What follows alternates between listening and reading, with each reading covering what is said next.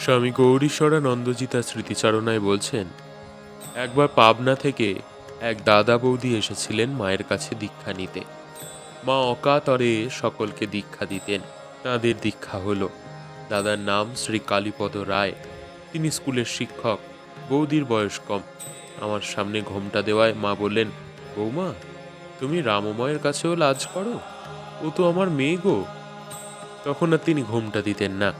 একদিন দেখলাম বৌদি একসঙ্গে 3খানা রুটি বেলছেন। আমার সঙ্গে তখন বেশ ভাব হয়েছে। আমি তাঁর পাশে বসে পড়লুম। বললাম, বৌদি, আমাকে শিখিয়ে দিন।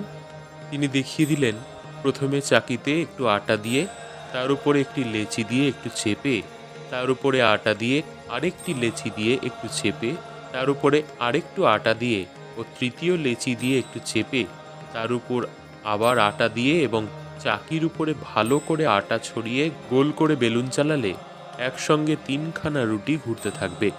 হাত দিয়ে ঘোরাতে হবে না। যখন ধার ও মাঝ বেশ সমান ও পাতলা হবে, তখন 2খানা নিয়ে উল্টে পাল্টে ঝেড়ে নিলেই হবে। শিক্ষা তো হলো। অভ্যাস করতে গিয়ে দেখলাম 3খানার বদলে 1খানা হয়ে গেছে। বুঝলাম মাঝখানে আটা কম দেওয়া হয়েছে। বেশি আটা দিয়ে করতে 3খানা হলো।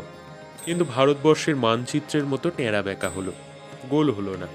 বারে বারে ভেঙে করতে করতে বেশ ভালো 3খানা রুটি হলো। একদিন পুরুষ ভক্ত বেশি ছিলেন, মেয়ে ভক্ত কেউ ছিলেন না। মা অনেক আটা মাখতে দিলেন। আমি মেখে ঠেসে রাখলাম। মা নলিনী দিদিকে বললেন, নলিনী, তুই রুটি শেখ, আমিও রামময় তোকে বেলে জুগিয়ে দিই।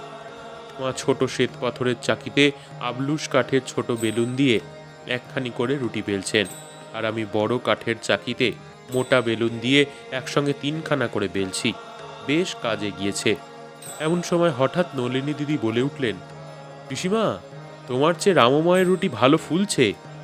এই না বলা, মা অভিমান করে বেলুন চাকি সরিয়ে দিয়ে বসে পড়লেন।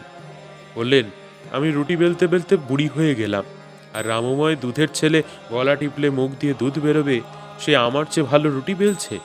আমি আর বেলবো না, ওই বেলুক। মা তো বেলুন চাকি সরিয়ে বসে রইলেন। আমিও বেলুন চাকি সরিয়ে দাঁড়িয়ে পড়লাম। মাকে বললাম, আপনি যদি না বেলেন তবে আমিও বেলবো না, আমিও চললাম।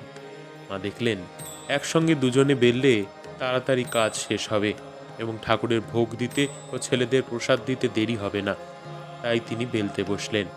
নলিনী দিদিকে বকলাম, দুজনে একসঙ্গে দিচ্ছি, তুমি কি করে চিনলে কোনটি পিসিমার কোনটি রামময়? আমি কখনো মায়ের চেয়ে ভালো রুটি বেলতে পারি? তুমি কেন অনর্থক তুলনা করছো? এখন আমার বয়স 88 বছর। যখন এইসব ভাবি, তখন মা কেন এরূপ অভিমান করলেন তার কারণ খুঁজতে গিয়ে শাস্ত্রে পাই, এদের বিচিত্র ব্যবহার হয়। কখনো ছেলে মানুষের মতো এবং কখনো প্রাজ্ঞের মতো।